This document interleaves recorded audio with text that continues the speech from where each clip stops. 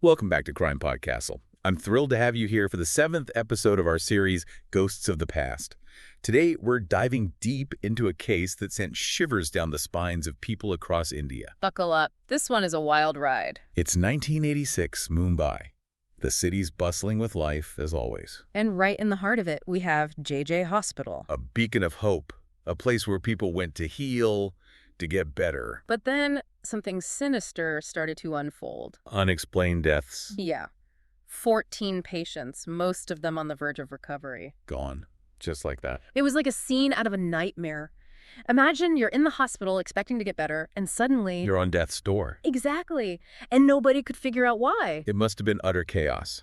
How did the hospital react when these deaths started happening? Oh, it was complete pandemonium. Rumors were flying everywhere. People were terrified. Medical negligence. That was the first thought.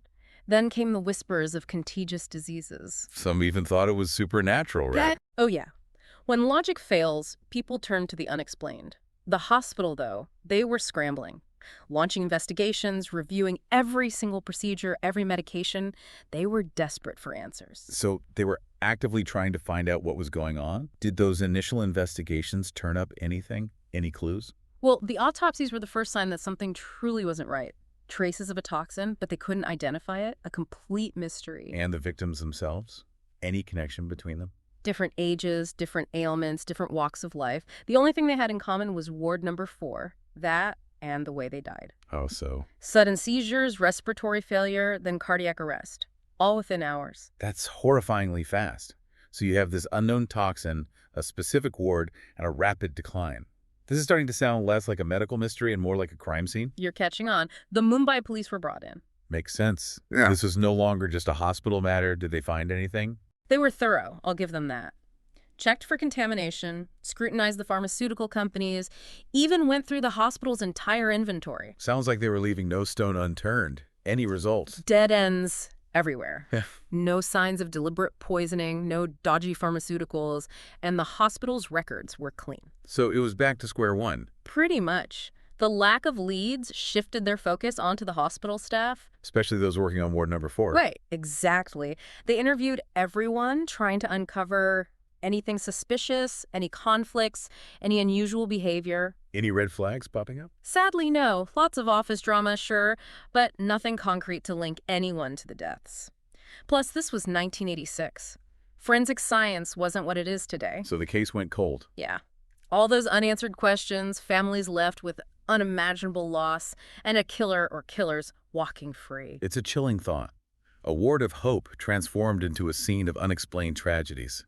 But we're not done yet, are we? Oh no. This story has a few more twists and turns. As we move into the late 1990s, science had advanced, and those advancements brought new hope. New hope for answers. What kind of advancements are we talking about? Stick with us and we'll get into that right after the break. Welcome back.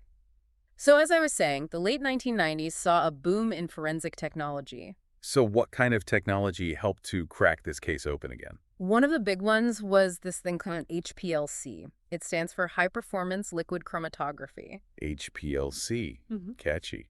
But what does it do? Basically, it lets scientists detect tiny amounts of substances, like way smaller than what they could back in '86. So they could re-examine the evidence with a finer lens. Exactly. And when they looked at the tissue samples from the victims, again, using HPLC this time, well, let's just say they found something that shook things up. Okay, lay it on me. What did they find? Succinylcholine. Succinylcholine. Doesn't ring a bell. It's a powerful muscle relaxant. Doctors use it during surgery for, temporary paralysis. Okay, I'm starting to see where this is going. But here's the thing. In large doses, when it's not controlled, it's deadly. Causes complete respiratory failure. So they're finding this drug in the victims. This is pointing to something more sinister than just a medical mishap. Oh, absolutely. This wasn't some accident. This pointed to someone with medical know-how, someone who knew exactly what they were doing. And chose this drug specifically. Right. Back then, it was almost impossible to detect succinylcholine poisoning. The tech just wasn't there yet. So whoever did this knew they could get away with it. Chilling. So with this new information, did investigators go back and look at the staff again? Yep. Went through every record, every shift schedule, every patient file, looking for a connection. And I'm guessing they found one. Oh, they did. And it all led back to a single nurse, Sister Charles Sobhraj. A nurse. So someone who was supposed to care for these patients, This is getting darker by the minute. It is. Sister Charles, well, she was described as competent by some, but let's just say there were whispers. Talk of a volatile temper, clashes with doctors and patients alike. Someone who held grudges. Exactly. Like she felt slighted, undervalued, that kind of resentment. So you have a potential motive, a missing murder weapon, so to speak. But was there anything directly linking her to the deaths besides just being on duty during those times? Well, as they dug deeper, they found that vials of succinylcholine had gone missing. And guess what? They went missing during her shifts. Bingo. And some colleagues remembered seeing her near the victims right before they took a turn for the worse, acting strangely. Like she was nervous. Yeah, something like that. It all added up. In 1999, they finally arrested Sister Charles. Over a decade after the initial investigation went cold. Imagine the shockwaves it sent through India. It was huge. People were stunned. A trusted nurse, a caregiver, accused of murder. This is a story that stays with you. But the story doesn't end there, right? What happened after the arrest? How did Sister Charles respond to the charges against her? Let's dive into that right after the break. Welcome back to CrimePod Castle. We're at the climax of our deep dive into the JJ Hospital poisonings. The trial.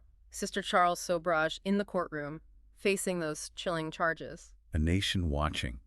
What happened during that trial? What was the prosecution's strategy? Oh, they went all in, painting her as this vengeful figure, someone scorned by the hospital, seeking revenge. So they're saying her motive was retaliation. But was there any concrete evidence to back that up? They had the toxicology reports, for starters, succinylcholine confirmed in the victims, and then there were those missing vials. So the ones that vanished during her shifts. Exactly, connecting her directly to the means of death. But motive's a whole different ballgame.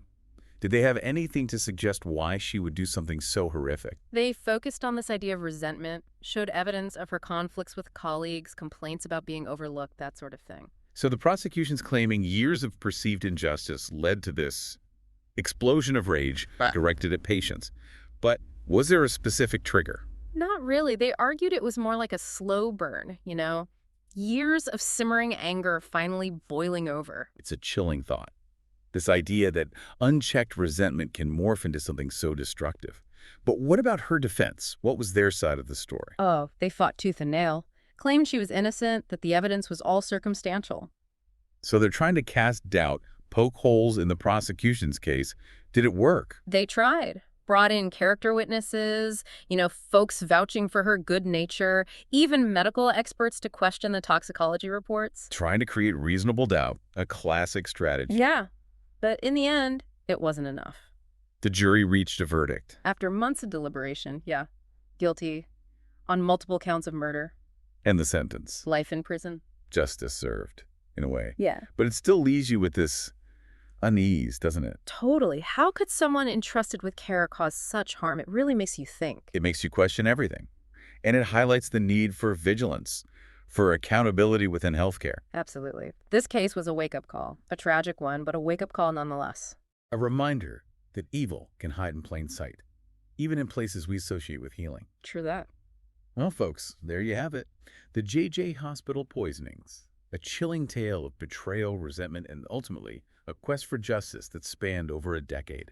It's a story that forces us to confront the darker side of human nature, the fragility of trust, and the importance of vigilance in all aspects of our lives.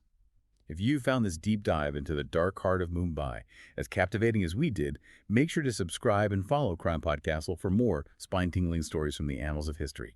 Until next time, stay curious, stay safe, and remember, the truth is often stranger than fiction.